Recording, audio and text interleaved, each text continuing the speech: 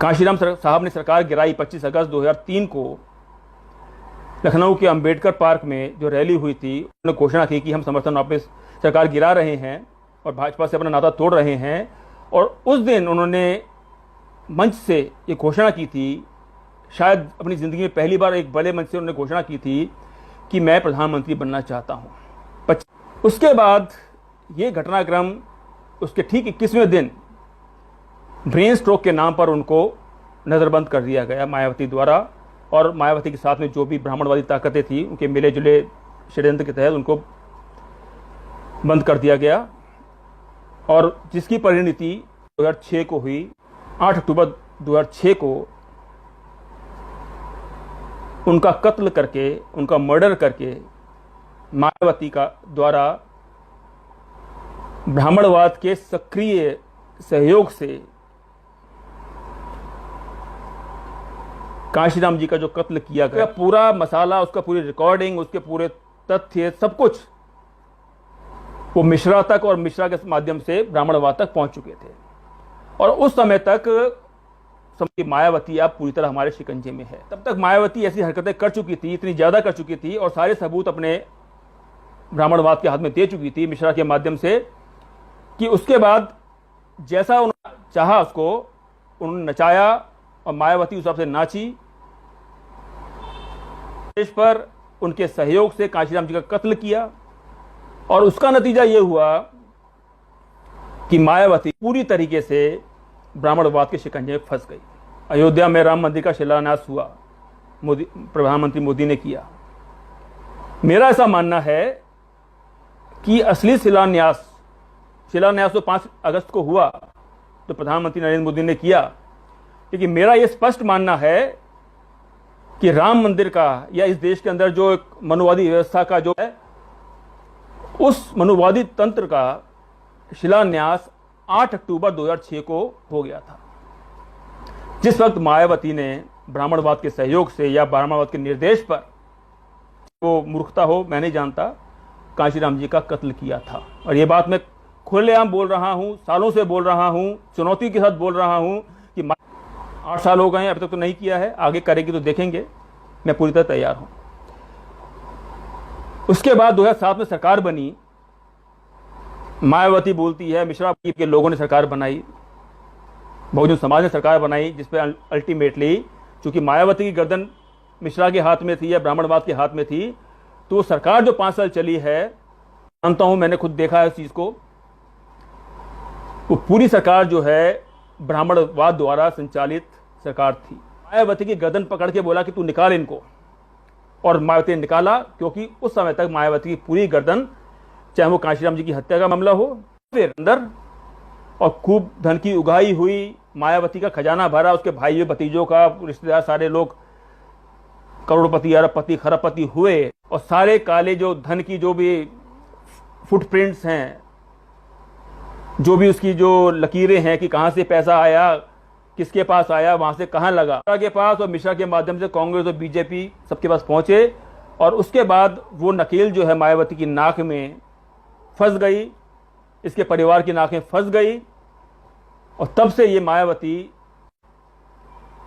जो उसके जो मालिक हैं, पूरी बहुजन समाज पार्टी जो कांशीराम जी ने अपने लाखों समर्थकों के साथ, सहयोगियों के साथ मिलकर बनाई थी, अपना तन मन धन लगा के बनाई थी, आज वो पूरी पार्टी मायावती की जेब में है, और मायावती मिश्रा की जेब में है, और मिश्रा आरएसएस की और कांग्रेस की, बीजेपी। तो कुल मिला के आज हमारा पूरा समाज जो है वो ब्राह्मणवाद की जेब में है। पिछले 10 सालों में स्पष्ट निर्देश है, सख्त निर्देश है पार्टी के कार्यकर्ताओं को, नेताओं को, कि कहीं कोई धरना प्रदर्शन नहीं करेगा। इसलिए आप देखते हैं कि ना कोई पार्टी का केडर कैंप होता है, ना कोई कार्यकर्ता मीटिंग होती है, ना कोई धरना प्रदर्शन होता समाज की समस्याओं को लेकर। पिछले 10 सालों से आप लोग देख रहे हैं, बिल्कुल बंद है। सिर्फ धरना प्रदर्शन ही की बात नहीं, मैं दिल्ली में रहता हूं, आप में से कुछ लोग शायद यूपी में रहते होंगे, लखनऊ में या अन्य प्रदेशों में रहते हैं। दिल्ली का कार्यालय है बीएसपी का 4 गुरुद्वारा कागबंज रोड। पिछले 8-9 साल से मैं देख रहा हूं, पिछले 8-9 साल से मैं देख रहा हूं, मैं उसमें पूरी तरह ताला लगा हुआ है। एक बोर्ड लगा है बाहर, लेकिन ना कोई आता है, ना जाता है, ना मीटिंग, कोई कुछ भी नहीं होता। वो स्थिति पिछले 4-5 साल से लखनऊ के कार्यालय 12 मॉल एवेन्यू की है। आजकल देखता हूं चल रहा है, जो प्रेस रिलीज आती है उसमें एड्रेस तो 4 रकाबगंज रोड लिखा होता है, लेकिन पार्टी के सारे काम जो हैं लखनऊ के अंदर वहां से चलता है, जिसको कैंप कार्यालय बोला जाता है। अब इतनी बड़ी पार्टी अगर नेता के घर से चलेगी, और आपको पता है घर में घुसने के लिए आपके पास अटैची होनी चाहिए बड़ी भारी, मायावती घर में घुसने के लिए उसके बिना एंट्री नहीं है। वो कहां जाएगा अपनी बात कहने के लिए, निर्देश पाने के लिए कहां जाएगा? तो ये सब क्यों हो रहा है? क्योंकि मायावती को स्पष्ट निर्देश है, सख्त निर्देश है उसके ब्राह्मणवादी आकाओं का, चाहे वो कांग्रेस हो, चाहे अभी वर्तमान में भाजपा हो। हम उसमें टच नहीं करेंगे, सीबीआई तेरे पर छापा नहीं मारेगी, लेकिन हम जो कह रहे हैं वो तुझे करना है। नहीं करेगी तो तू और तेरा खानदान तिहाड़ जेल में मिलेगा। और अपनी जान बचाने के लिए, और अपने परिवार को बचाने के लिए, अपनी काली संपत्ति को बचाने के लिए, और विशेषकर तो मैं भी जानता हूं मायावती के करीब के घर के आस पड़ोस के सिक्योरिटी के, इसके स्टाफ के लोग, वो भी जानते हैं, वो चश्मदीद गवाह हैं कि कांशीराम जी के साथ मायावती ने क्या किया। मिश्रा भी जानता है, सिक्योरिटी वाले भी जानते हैं, सब लोग जानते हैं कि क्या किया मायावती नहीं है। तो कितना धंस चुकी है उस कीचड़ के अंदर, अब उसका बाहर निकलना असंभव है। आरक्षण का जो सत्यानाश पिछले 5 साल में बीजेपी है, अब मायावती ने एक भी स्टेटमेंट नहीं दिया है। धरना प्रदर्शन छोड़िए, तो एक बताना चाहता हूं इस बात को आज कि कहानी परशुराम पे ही खत्म नहीं होगी। यही मायावती से बुलवाया जाएगा कि मनु की मूर्ति लगाने के लिए। और कोई हैरानी की बात नहीं है, आप मेरी बात नोट करके रख लीजिए, मैं लाइव बोल रहा हूं, उसको रिकॉर्ड करके रख लीजिए। आने वाले समय में इसी मायावती के मुंह से बुलवाया जाएगा संविधान के खिलाफ, बाबा साहब के खिलाफ और मनुस्मृति के पक्ष में। और यह बात इस देश के ब्राह्मणवाद का तमाचा होगा, इस देश के तुम्हारे नेता के मुंह से हम ये निकलवा रहे हैं। ये ब्राह्मणवाद की जीत होगी।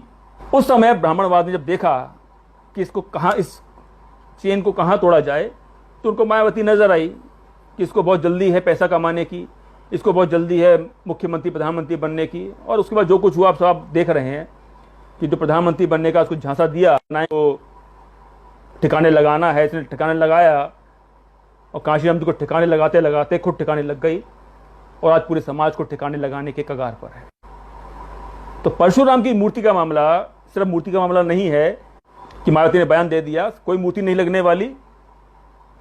मायावती को मालूम है, ब्राह्मण को भी मालूम है, हमें भी मालूम है, क्योंकि कोई सरकार बनने वाली नहीं है। लेकिन ये ब्राह्मणवाद ने एक तमाचा मारा है हमारे मुंह पर। विचारधारा, तुम्हारी नेता, तुम्हारी विचारधारा, तुम्हारी पार्टी आज हमारी जेब में पड़ी है,